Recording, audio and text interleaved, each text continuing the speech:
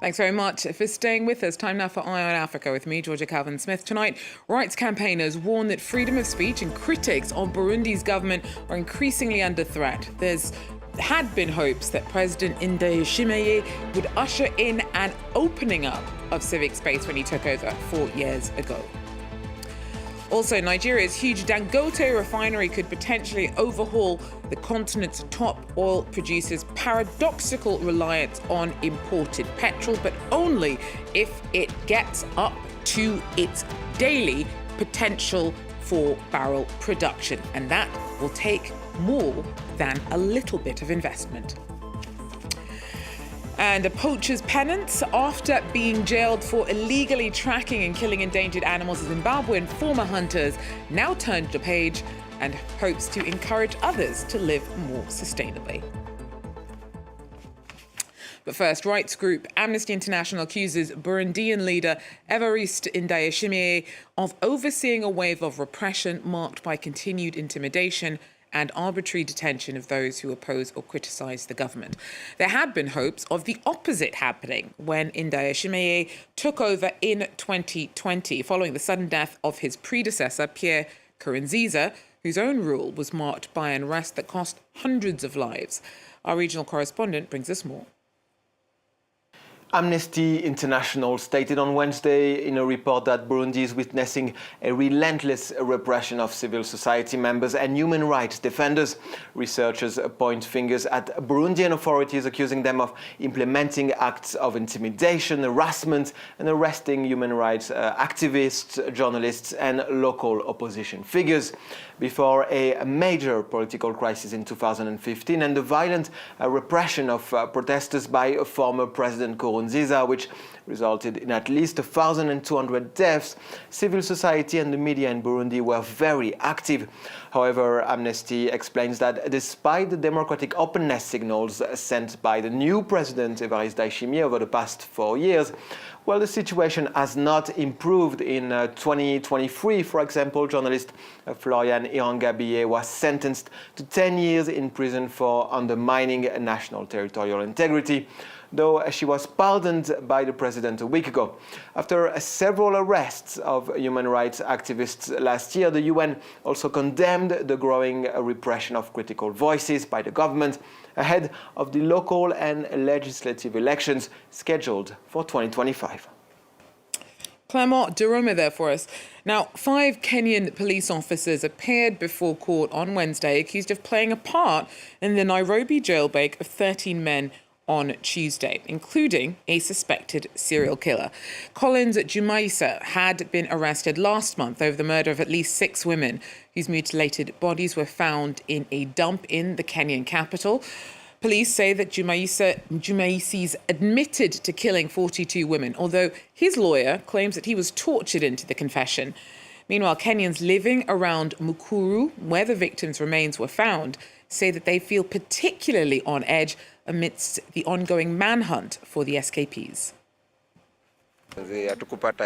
We never got to get justice, and now they're telling us that the main suspect escaped from police custody?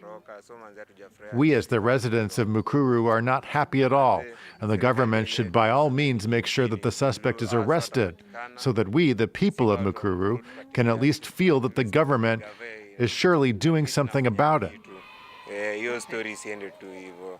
We aren't sure whether the claims are true or false. We don't know whether he used to collaborate with others. We are more worried now that schools are on holiday and our young girls are at home. And you find that sometimes we send our children for errands at night, so we don't really know what will happen. Because the dump itself has not been backfilled. We're not okay. We're really worried. Well, Nigeria's finance ministry says that from October the 1st, it will start using local currency to sell crude oil to its homegrown Dangote refinery. Now, the move should make it easier for the facility to operate. Since it started production in January, it's been struggling to secure enough crude to meet its 650,000 barrel per day capacity. That's despite Nigeria being the continent's top oil producer and the Dangote site being one of Africa's largest.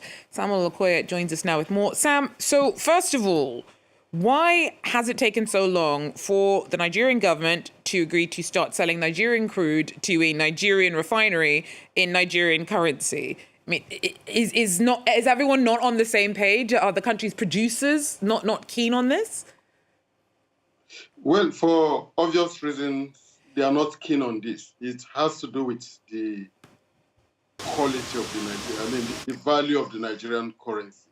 It's not stable, and it keeps losing value. So, for them, if you sell today in the local currency, then that currency will lose so much value within this. For example, in the last couple of weeks, we've lost quite a good chunk of the value of the Nigerian currency, and that's why there's this disagreement. Dangote wants to sell locally, to buy in the Nigerian currency, which will pay it, but for the local producers, they feel it's better they either send it abroad or he pays in dollars. So that has been the problem. So you have the producers in Nigeria who don't want to sell in the local currency because that means they'll get less for their product. But then you have the refinery who wants to buy in the local currency because that makes it easier for them to access the crude oil that they're going to refine. The whole plan was to address some of the instability that Nigeria faces when it comes to sourcing its own gasoline, which is crazy considering that it is the continent's largest oil producer. The refinery has been going since January. Has it made any difference yet? The refinery has not made any difference, sadly, and it boils down to the fact that of this disagreement, the inability of both sides, the producers and the local refineries, to agree on what currencies to sell. So today, Nigeria relies very heavily on imported petrol. Not just that, since Dangote refinery started production, we've had very serious cases of petrol scarcity. It has gone on for a long time. Even as I speak, we have problems of petrol scarcity. I think it goes beyond just Dangote. Nigeria has 4 refineries, and Nigerians will ask that for a country that has 4 refineries, why is it still produced? Why is it still important? So the issue is not so much of Dangote. The issue is this local problem of people not allowing the system to work. And Dangote actually insinuated is that the producers are sending Nigeria's crude oil abroad, specifically he mentioned Malta, sending it to Malta to refineries abroad only to be imported to Nigeria. So many people, Nigerians will definitely view this with a degree of cautious optimism, whether this will work or not. Unfortunately, we're going to have to leave it there. Thank you so much, though, for giving us a bit of a breakdown of some of the dynamics behind the finance ministry's decision to allow the crude oil to be sold to the Dangote refinery in the local currency of the naira. In other news, a former poacher's spreading awareness about conservation amongst his community in Zimbabwe. Once jailed for poaching, he now describes it as selfish and is working to change local attitudes towards wildlife. Take a look. Hunting is all what Tambane Chako Mastic knew in his community in Cherezi. I grew up as a hunter. Before game rangers eventually caught up with me in the animal reserve, hunting was our way of life. He also grew maize, sorghum and cotton and raised livestock in later years, but turned to poaching when recurring droughts made farming less viable. Then he was caught, spending nearly 3 months in jail, where a program aimed at turning poachers into conservationists changed his outlook. During my time in prison, I learned many crafts, such as weaving and sculpting. I was enlightened during my time of imprisonment and realized that I could make a living without hunting. These days, my main income comes from creating pieces of art which I sell to tourists. Since he was freed, Masting has been urging his fellow villagers to rely on farming crops and raising livestock. Zimbabwe's authorities have also been working to tackle poaching in the country. But if you look at where we have the biggest concentration of our animals, the greater part of Hwange National Park, we have not lost any single elephant over the last 3-4 years because we are now more visible in the area. We do more patrols, even in areas like Sherezi, the Southeast Loveld, Gonarejo. We do a lot of awareness, we do a lot of patrols, we do a lot of law enforcement. What is more important is the resources to make sure that we are visible, we are around. We also do a lot of awareness with our community so that they appreciate the importance of wildlife. The results are promising, but Zimbabwe will still have to keep fighting to save its wildlife. Poaching has cost the country close to $8 million in recent years. And finally, Nairobi's latest robot cafe has brought in some metallic maitre d's to wait tables. The robotic staff has captured the imagination of some customers. Others, though, truth to be told, seem less than impressed. What do you think? Take a look.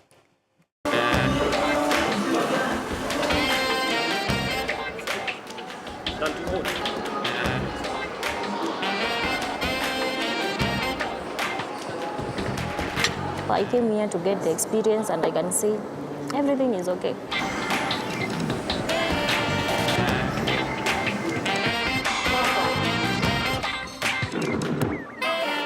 It's a kind of common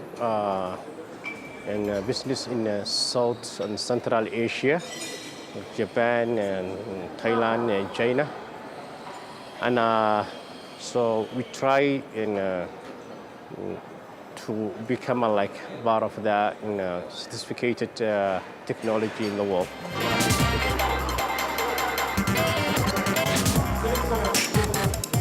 I have to go pick the order because the robots can't. Secondly, the robots do not do the clearance. We personally do the clearance. Thirdly, the robots also do not cook. So it's the chefs and stuff.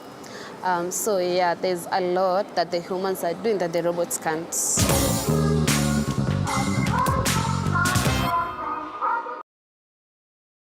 Those poor robots, they are working with a tough crowd. That, though, is all the time that we have for Eye on Africa for now. Thanks for joining us, though. Do so again if you can. Till then, take care.